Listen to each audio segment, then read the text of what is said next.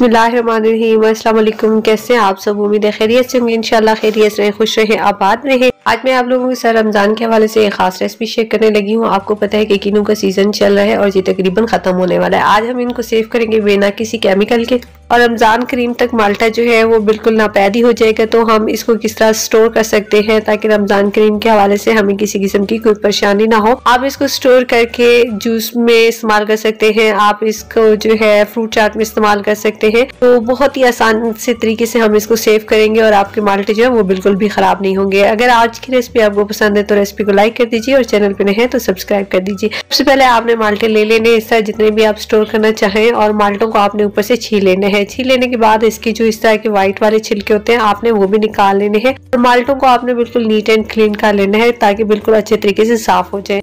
यहाँ पे माल्टे जो है आपने इस तरह छील लेने हैं। माल्टे हम दो किस्म तरह से जो है वो सेव करेंगे। पहला तरीका जो है वो इस तरह है कि आप माल्टे को बिल्कुल सेपरेट उसकी अलग-अलग कर लें और इस तरह जो है हम इसको सेव करेंगे। और इसको कैसे और किस तरह के डब्बे में आपने सेव करना है वो भी मैं आपको बताती हूँ। तो आपने जो दूसरा तरीका है वो माल्टे को इस तरह बीच में से 2 से 3 हिस्से आपने काट लेने हैं और इसको आपने सीडलेस कर लेना है। इसके जो बीज है वो निकाल लेने हैं।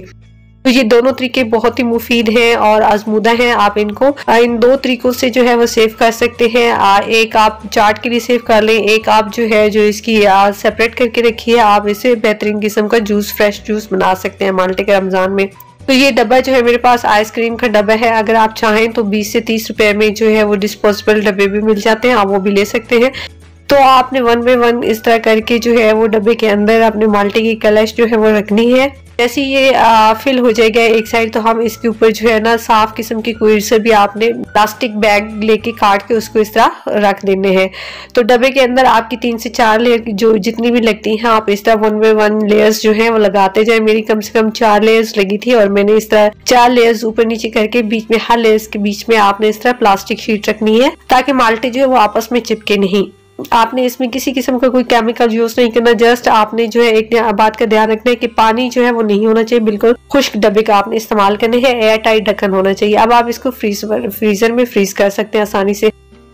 दूसरा तरीका यह है कि आप कोई सा भी जो है, मेरे पास जिपलॉक बैग है, आपके पास साफ जो शॉपिंग बैग है वो भी ले सकते हैं। तो आप इसके अंदर इस तरह जो है इसको माल्टे को सेव कर सकते हैं। यहाँ पे बीज में पहले निकाल रही हूँ और बीज निकाल लेने के बाद आपने इस तरह जिपलॉक बैग के अंदर जो है आपने रखे इनको सेव कर लेने हैं, लेकिन आपने इनको ध्यान रखिएगा कि एक दूसरे के ऊपर ना आए।